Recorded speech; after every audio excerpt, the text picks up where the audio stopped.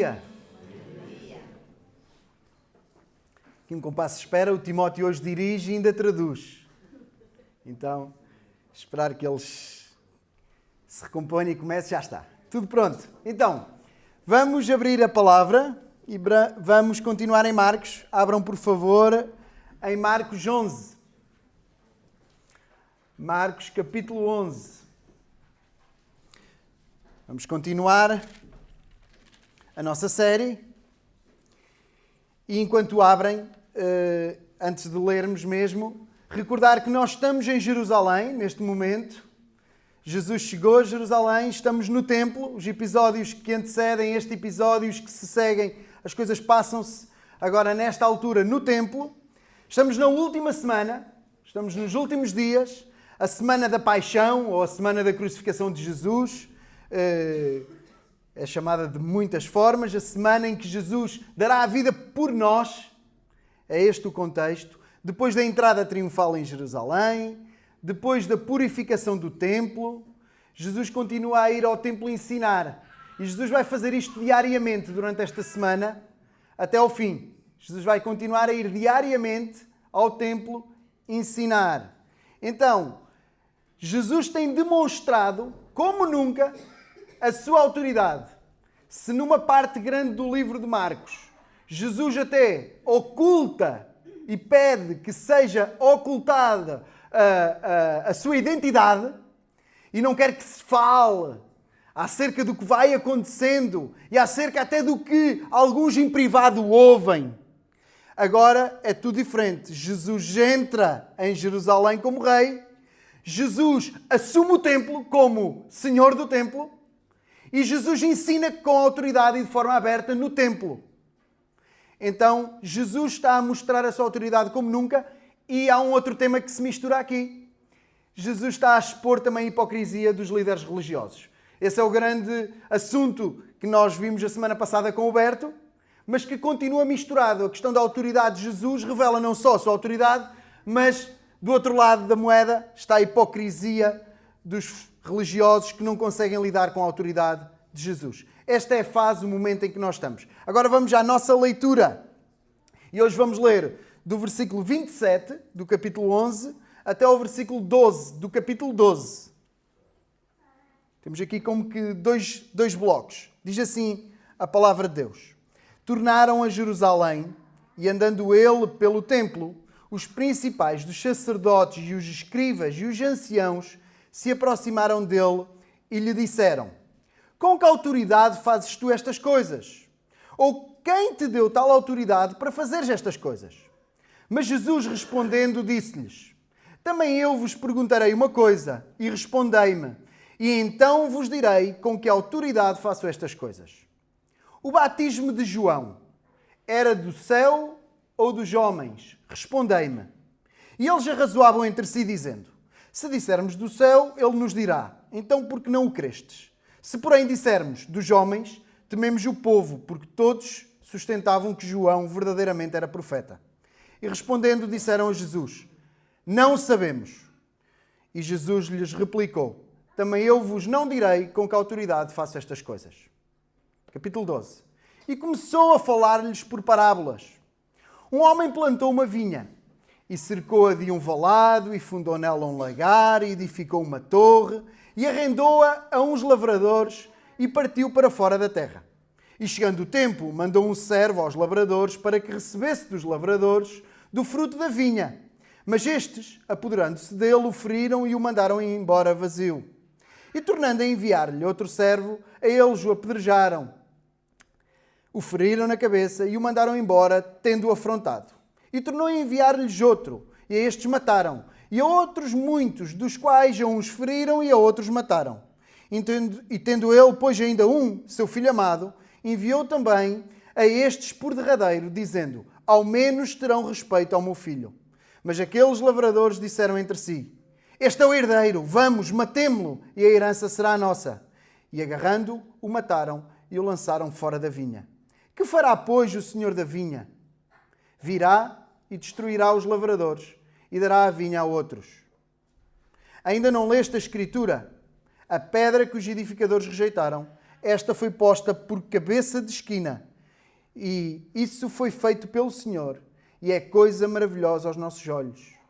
E buscavam prendê-lo, mas temiam a multidão, porque entendiam que contra eles dizia esta parábola, e deixando, foram-se. Até aqui. O nosso texto divide-se em 2 blocos principais. Desde logo a primeira parte, que é a reta final, o final do capítulo 11, que tem o diálogo e as questões de Jesus com os líderes religiosos, a pergunta daqueles líderes religiosos, a resposta, a contra-pergunta de Jesus. E depois o segundo bloco é a história que ilustra tudo isto. É a história que ilustra a atitude daqueles religiosos. É o que está no início do capítulo 12, a parábola dos labradores maus. E também estas 2 partes, se é verdade que podiam ser pregadas em separado, é verdade que perdiam muitíssimo se fossem pregadas em separado. Ganhamos muito mais em pregar tudo junto porque é o mesmo tema, é o mesmo assunto. Na realidade, a parábola é uma resposta àquele diálogo.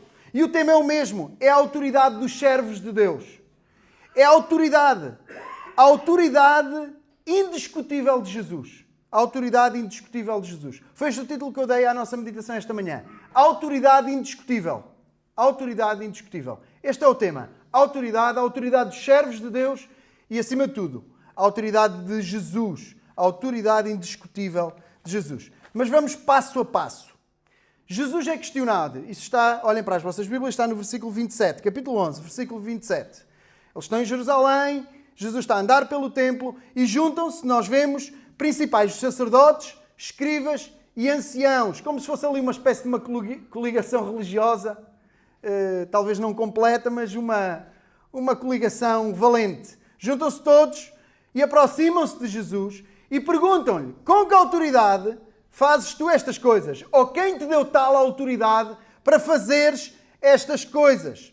Depois da entrada triunfal em Jerusalém, depois de Jesus varrer o templo, não é? De expulsar de lá do pátio dos gentios, expulsar de lá os cambistas, os vendedores, é, em algum sentido, compreensível que aqueles que tomavam conta do templo se aproximem de Jesus com reforços, de alguma forma, e perguntem, com que autoridade é que tu fazes isto? Com que autoridade é que tu fazes isto? Em algum sentido é compreensível eles perguntarem. A questão não é perguntar, a questão é a atitude. Porque eles não estão a perguntar a Jesus. Eles estão a questionar Jesus. E muito embora o português é uma língua bem dinâmica e costuma-se dizer que o português é uma língua traiçoeira, não é? E as palavras são usadas com muitos sentidos. E não há grande diferença entre perguntar e questionar. Perguntar e questionar pode-se usar como sinónimo de perguntar. No entanto, é diferente eu fazer uma pergunta sincera. É diferente ser feita uma pergunta sincera de fazer uma questão no sentido de pôr em causa a pessoa. É basicamente isso. É diferente perguntar, Senhor, mostra-nos o Pai. É o que nos basta. Filipe, estou há tanto tempo convosco, ainda não viste. Quem me vê a mim vê o Pai. É diferente fazer esta pergunta de dizer com que autoridade fazes isto com uma atitude má. Uma pergunta sincera é fruto da curiosidade, da ignorância ou da falta de conhecimento de quem faz a pergunta. E basicamente quem está em causa é quem faz a pergunta. Eu sou ignorante em relação a determinado assunto e pergunto. Então a minha ignorância é resolvida. A minha curiosidade é respondida. Agora, se eu fizer uma pergunta para pôr em causa alguém, não sou eu, não é a minha ignorância, a minha falta de conhecimento ou a minha curiosidade está em causa. É o outro que eu estou a querer afrontar. Por exemplo, as crianças, elas não estão aqui, eu posso usá-las como exemplo. Se estivessem aqui eu não ia ralhar com elas daqui de cima. Mas é diferente perguntar, oh mãe, o que é que vamos comer hoje? De dizer, o quê? Vamos comer peixe outra vez? Eu não quero comer isso. É diferente, não é? Não estão muito convictos, mas eu creio que seja bastante diferente. Eu creio que seja bastante diferente. Em casa as coisas depois são diferentes, não fica assim tanto silêncio. Eu usei as crianças como exemplo, mas numa lógica de simplificação. Porque o que acontece aqui é o mesmo, mas com adultos, de barba rija.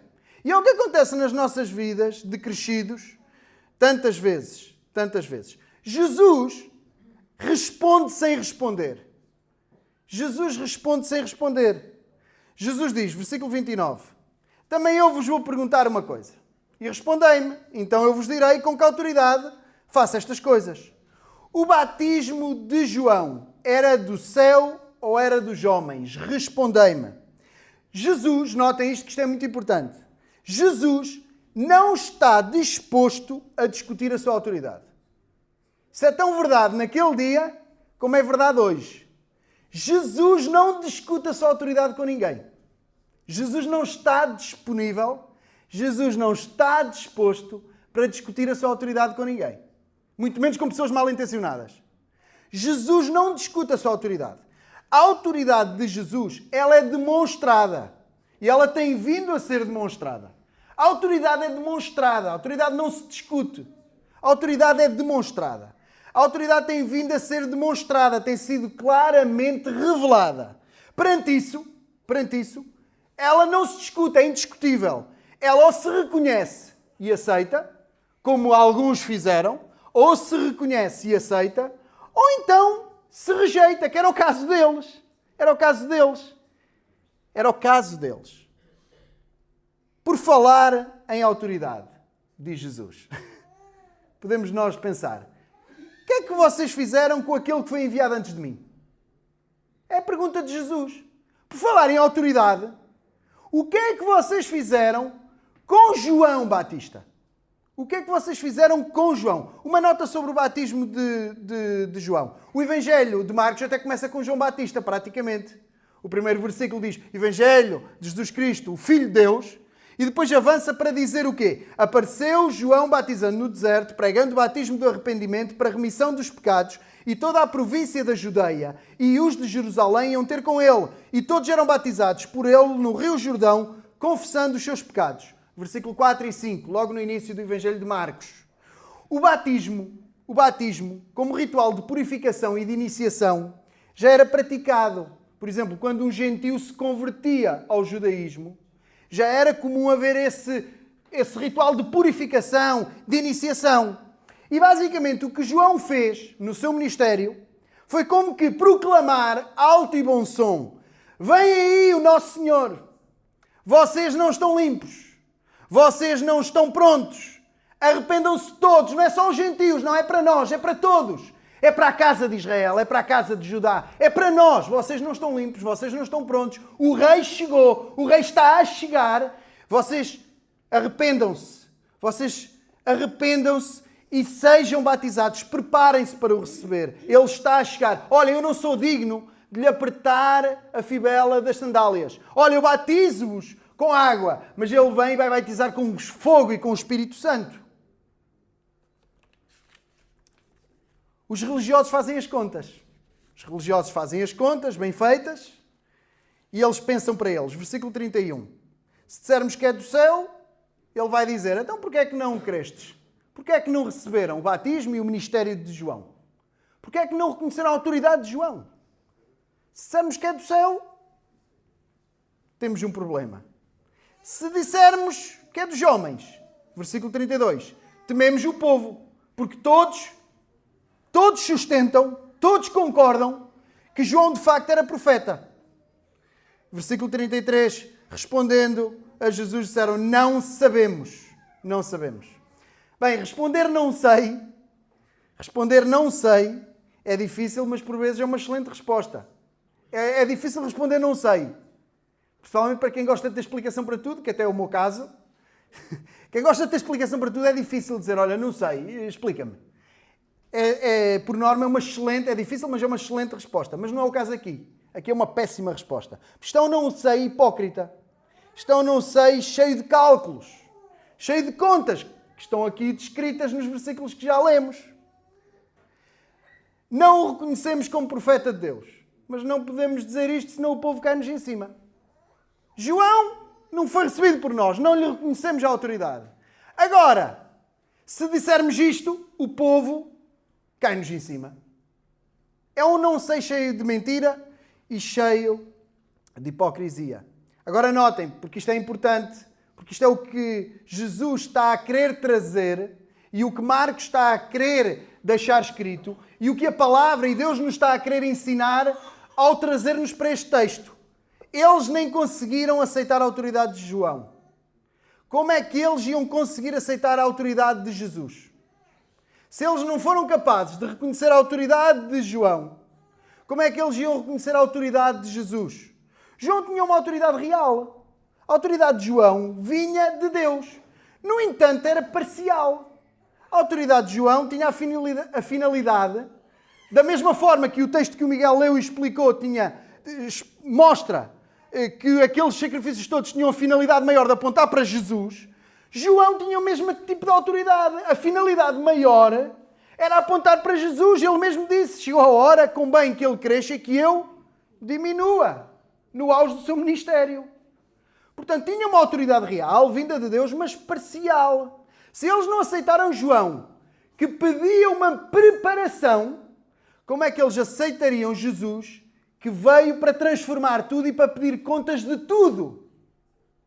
Se eles não são capazes de aceitar a autoridade de João, como é que aceitam a autoridade de Jesus, que vem pedir contas da vida, contas de tudo? Eu quero aplicar isto à nossa vida. Porque este é o ponto principal deste texto aqui, deste conjunto de textos aqui. Se não aceitares, notem bem, se não aceitares a autoridade de quem te aponta para Jesus, se não aceitares a autoridade de quem te aponta para Jesus, se não reconheceres uma autoridade parcial, como é que irás submeter-te à autoridade total de Jesus? Aquele que, com total autoridade, requer domínio sobre todas as áreas da tua vida. Se não fores capaz de reconhecer a autoridade daqueles que Deus pôs no teu caminho para te apontarem, para te ensinarem, para te apontarem para Jesus, como é que tu vais reconhecer a autoridade de Jesus, que ao contrário desses homens, dessas pessoas, que têm uma autoridade limitada, esse Jesus tem uma autoridade total e absoluta sobre a tua vida. E pede domínio sobre todos os aspectos da tua vida. A autoridade que reconheces a Jesus também se mede pela forma como reconheces as autoridades que Deus coloca na tua vida. Eu vou repetir. A autoridade que tu reconheces a Jesus também se mede pela forma com que tu reconheces as autoridades que Ele mesmo colocou na tua vida. Um exemplo. As crianças agora não, que as crianças não estão aqui. Mas temos adolescentes. Por exemplo, se não reconheceres a autoridade dos teus pais, como é que nos podes tentar convencer que reconheces a autoridade de Deus que tu nem vês? Pega aqui no raciocínio de João na sua carta. Dizes que amas Deus, amas os irmãos, amas toda a gente. Não consegues amar o irmão que está à tua frente e que é de carne e osso, é como tu. Como é que amas a Deus que nem se vê? Se não reconheces a autoridade do teu pai e da tua mãe, e na adolescência é difícil. Se não reconheces a autoridade do teu pai e da tua mãe, como é que reconhecerás a autoridade de Jesus? Agora para todos, para deixar os adolescentes mais confortáveis. Para todos. Para toda a gente. Se não aceitares, nem reconheceres a autoridade daqueles que te apontam para Jesus, dos presbíteros, dos pastores, dos pregadores, se não te submeteres à autoridade parcial que a igreja é e tem,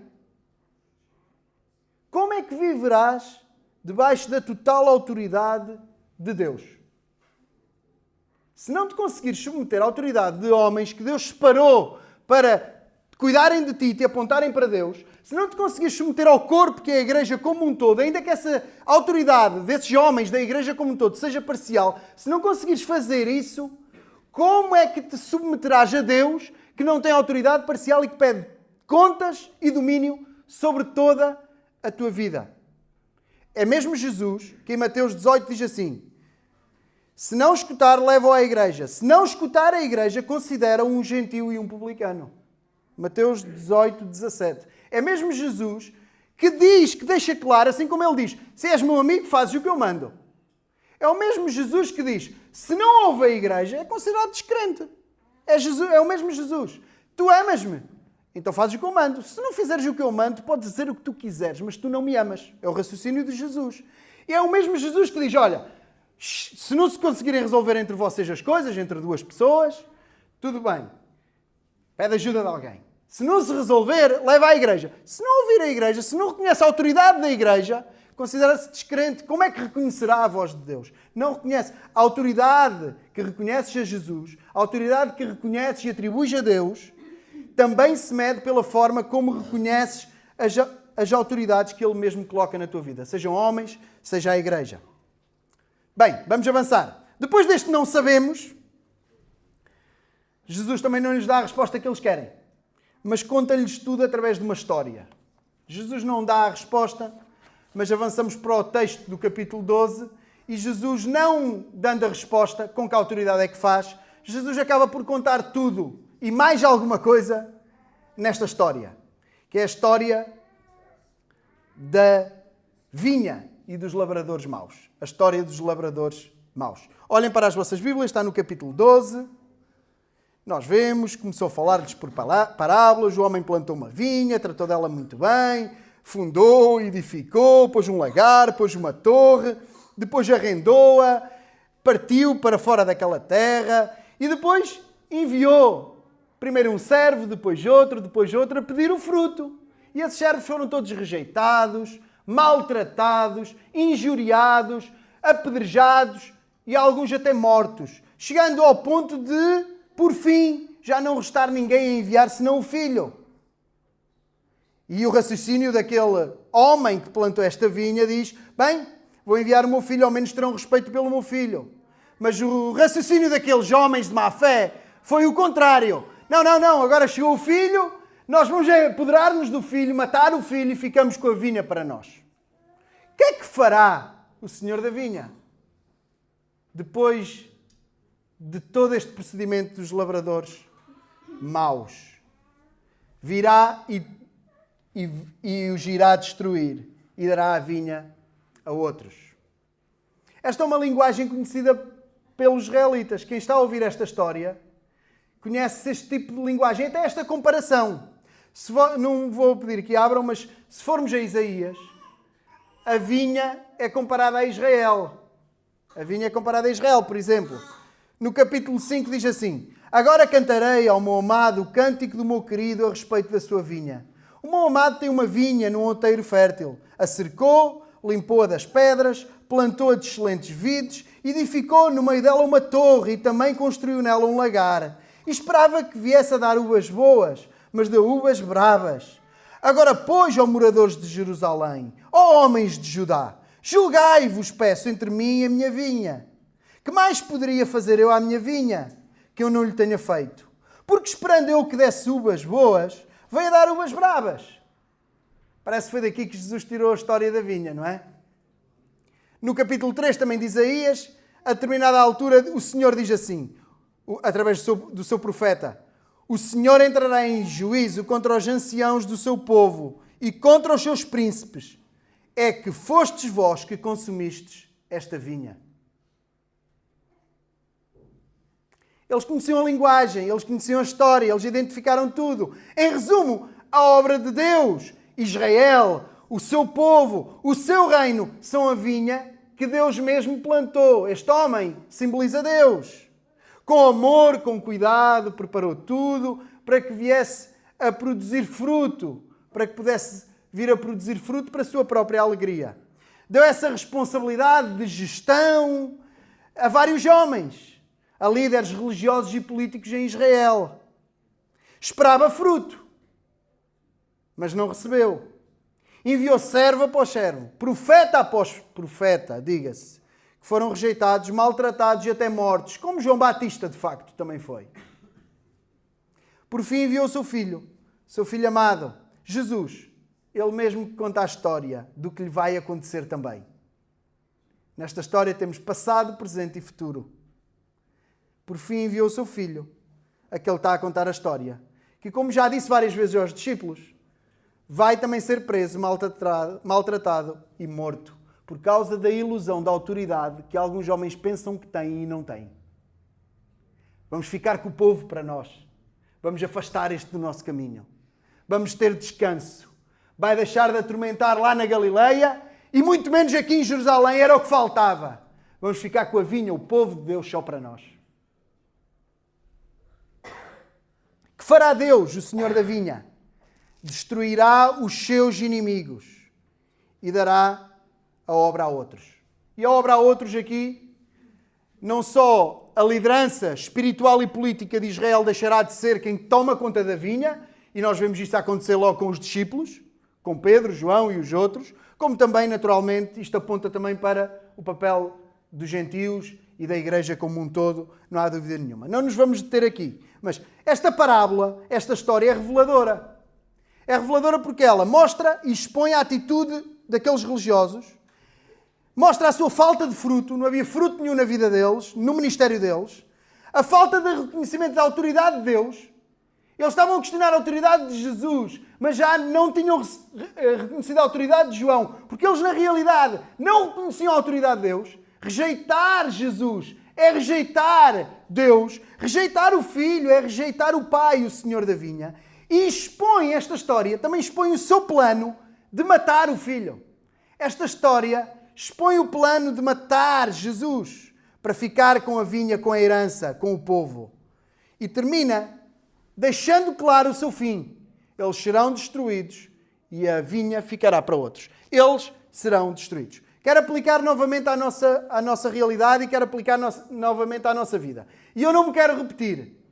Não me quero repetir. Mas se não aceitares a autoridade daqueles que, por ordem de Deus, te pedem fruto para o próprio Deus, se não rejeitares a autoridade, se rejeitares a autoridade daqueles que, por mando de Deus, te pedem fruto para o próprio Deus, como é que poderás estar a viver debaixo da autoridade de Deus, frutificando para Ele?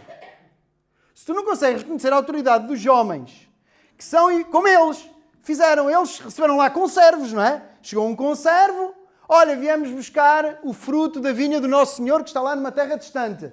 Não há fruto para ninguém, vai-te embora. Veio outro, não há fruto para ninguém, toma uma pedrada. Veio outro, não há fruto para ninguém. O fruto é do meu Senhor, é do nosso Senhor, está lá noutra terra. Anda cá dentro buscar o fruto, morto.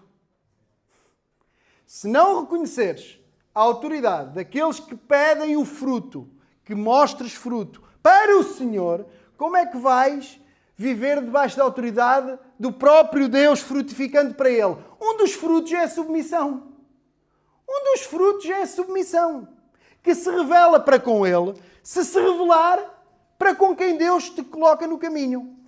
Novamente, a autoridade que reconheces a Deus também se mede pela forma como reconheces as autoridades que Ele mesmo coloca na tua vida.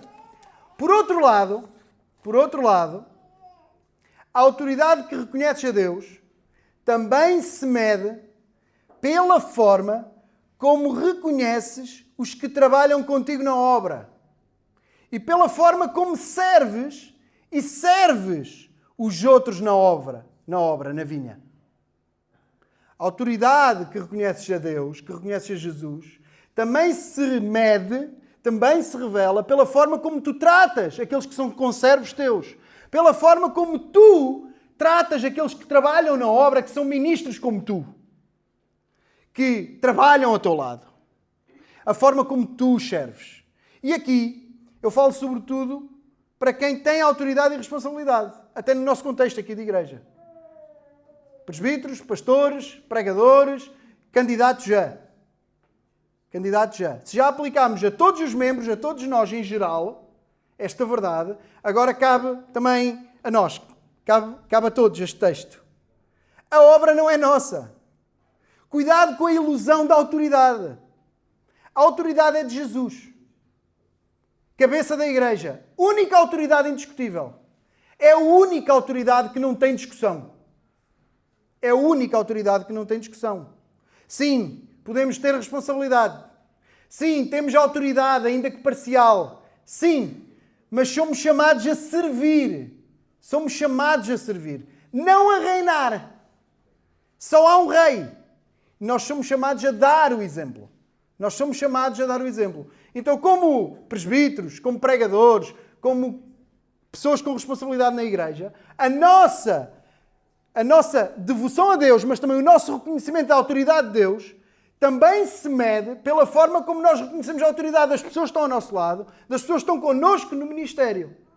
Nós não fomos chamados para outra coisa que não servir e servir de exemplo. Pedro, a determinada altura, escreve assim na sua primeira carta: apacentai o rebanho de Deus, que está entre vós, tendo cuidado dele, não por força, mas voluntariamente, nem por torpe ganância, mas de ânimo pronto, nem como tendo domínio sobre a herança de Deus, mas servindo de exemplo ao rebanho.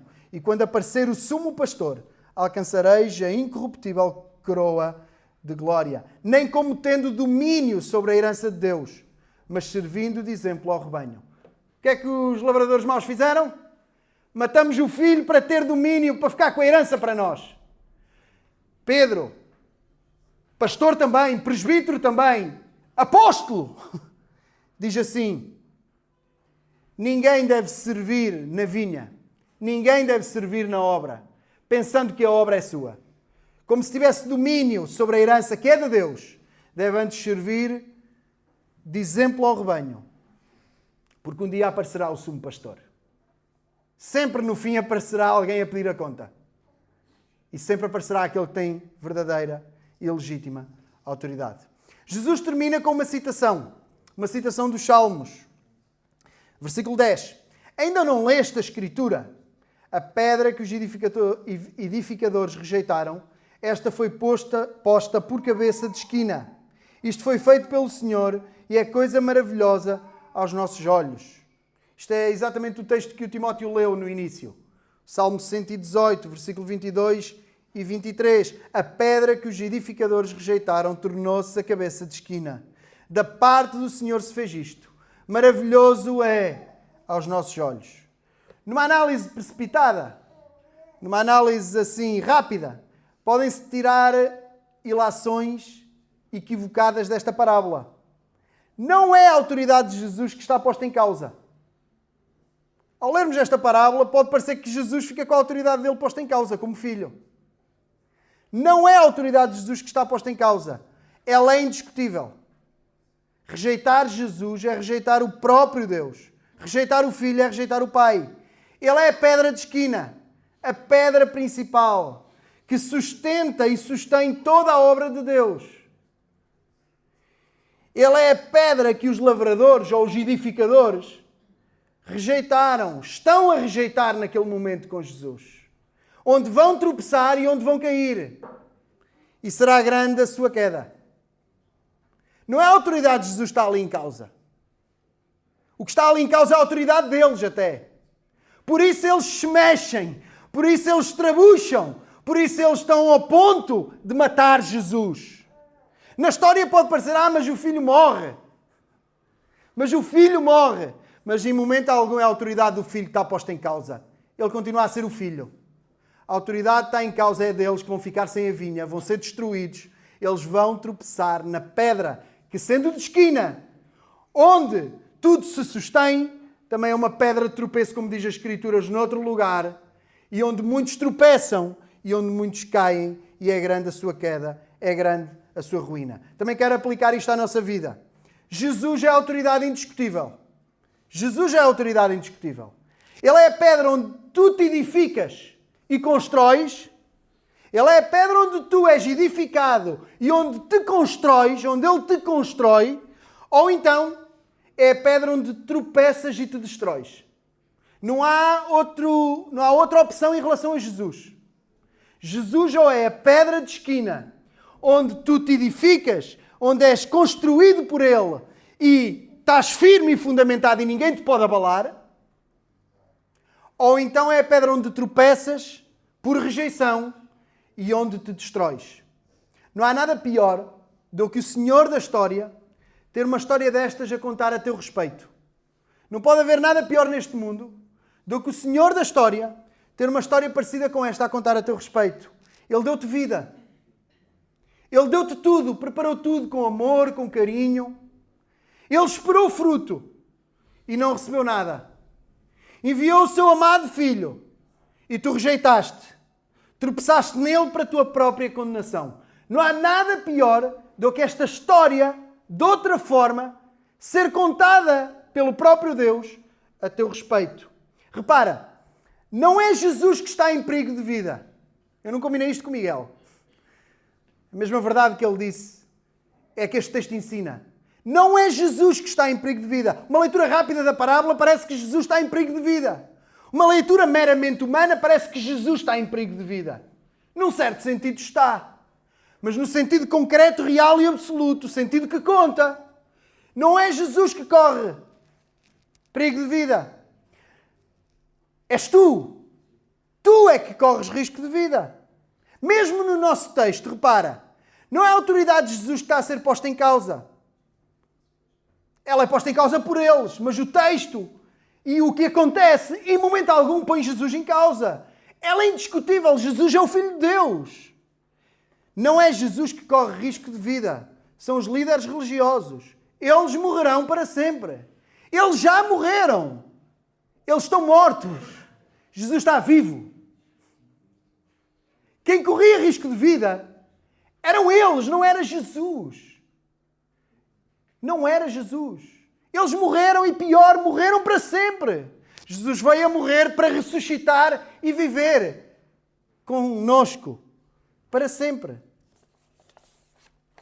Jesus morrerá porque dará a sua vida. Como Miguel disse, ninguém o matou. Ele deu a sua vida. Ele mesmo disse, eu tenho poder para a dar e para tornar a tomá-la. Na sua morte, a sua autoridade é confirmada, nunca diminuída. Notem, na morte de Jesus, a sua autoridade é confirmada. Ele é o sacrifício para o qual todos os sacrifícios apontavam. A sua morte não diminui essa autoridade. Às vezes equivocamos-nos um bocadinho quando queremos exaltar a ressurreição. Isto é dito muitas vezes, não é com má intenção, mas é dito muitas vezes que na morte, a terra chorou, parece que ele foi derrotado, mas venceu na ressurreição. Isso não tem respaldo bíblico. Ele venceu ressuscitando, mas triunfou na morte sobre os seus inimigos. Ele triunfa quando morre e triunfa quando ressuscita. É este o ensino bíblico. Ele dá a sua vida. Ninguém o matou e agora vamos resolver a seguir. Ele dá a sua vida e pode depois tornar a viver. A autoridade está em causa é dos homens, nunca a de Deus. Na sua morte, a sua autoridade é confirmada. Como é que vai terminar Marcos? Com aquele centurião a dizer, verdadeiramente, com o expirar de Jesus. O livro de Marcos quer ensinar isto no momento crucial do livro. Aquele centurião diz, verdadeiramente, este homem era o Filho de Deus. Mas há um texto ainda mais conhecido. De sorte que haja em vós o mesmo sentimento que houve também em Cristo Jesus, que sendo em forma de Deus não teve por usurpação ser igual a Deus, mas esvaziou-se a si mesmo, tomando a forma de servo, fazendo semelhante aos homens, e achado na forma de homem, humilhou-se a si mesmo, sendo obediente até à morte e morte de cruz. Por isso também Deus o exaltou soberanamente e lhe deu um nome que é sobre todo o nome, para que ao nome de Jesus se dobre todo o joelho dos que estão nos céus e na terra e debaixo da terra, e toda a língua confesse que Jesus Cristo é o Senhor, para a glória de Deus Pai. Filipenses 2, 5 a 11, é um texto conhecidíssimo. Ouviram falar da ressurreição em Filipenses 2? Fala da manjedoura, indiretamente, porque ele fez homem. Ele humilhou-se como homem.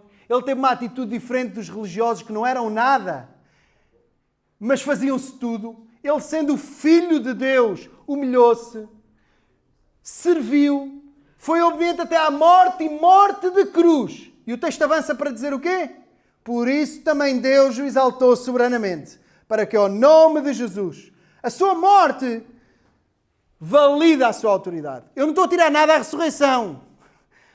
Falaremos sobre isso todos os domingos, falaremos sobre isso na Páscoa. Só estou a me deixar claro que a sua morte não lhe rouba nada. Ele deu a sua vida. Ninguém lhe atirou.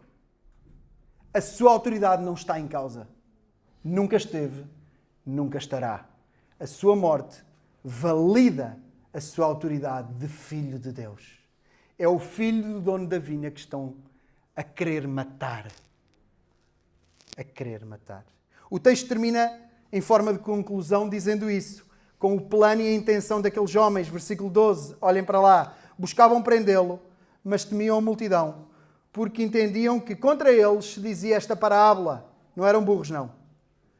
E deixando, foram-se. Buscavam prendê-lo, mas temiam a multidão. Queriam matar Jesus. Queriam cumprir o versículo 8 daquela parábola. Queriam apanhar o filho e matar. Termino aqui. Não é contra ti que esta parábola e este texto foi pregado hoje. Isto ficou escrito para nos ajudar. Jesus contou aquela parábola contra eles. Eles entenderam isso, perceberam isso. Mas hoje isto não é pregado contra ti nem contra mim. Isto ficou escrito para nos ajudar. Para nos ajudar a reconhecer Jesus. Para nos ajudar a reconhecer que a sua autoridade é indiscutível. É indiscutível. Não é contra ti que esta parábola e este texto foi pregado. É a teu favor. Ouve e reconhece quem Jesus é. As consequências de ter Jesus como autoridade são maravilhosas. As consequências de ter Jesus como Senhor e como autoridade são maravilhosas. As consequências de não ter Jesus como autoridade são terríveis. Ou ele é a pedra onde tu te edificas e constróis, ou ele será, lamentavelmente, a pedra onde tu vais tropeçar e te vais destruir. Olha para este texto a teu favor. Não te prives da graça de Deus. E grava firme na tua mente. Jesus é o Filho de Deus. A sua autoridade é completamente, absolutamente inequívoca e não dá para discutir. Jesus, autoridade indiscutível.